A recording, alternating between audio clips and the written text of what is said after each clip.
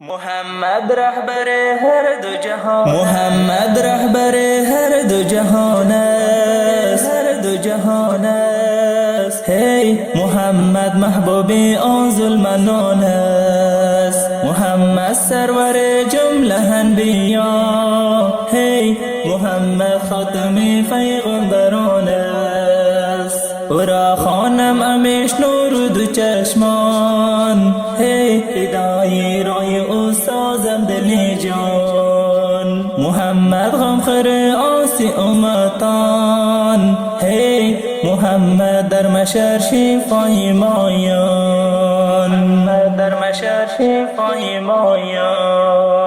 او را خوانم همیش نور دو چشمان، هی فدای رای او سازم دل جان، رای او سازم دل جان.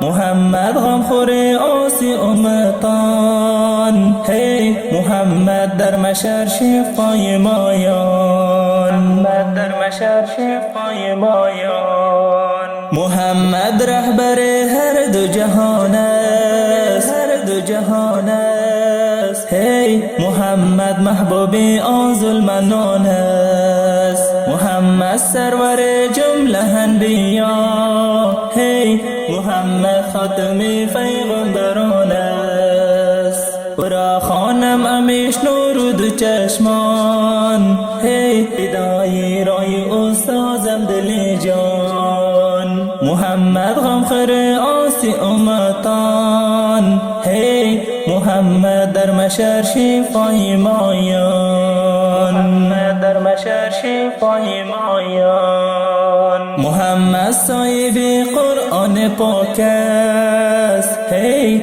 محمد صاحب حوض کوثر است، محمد صاحب حوض کوثر است. درود باد درود بر روی پاکش، هی محمد رهنمای و هم مهربان است، محمد رهنمای و هم مهربان است. محمد صاحب قرآن پاک است، هی محمد صاحب حوض کوثر است.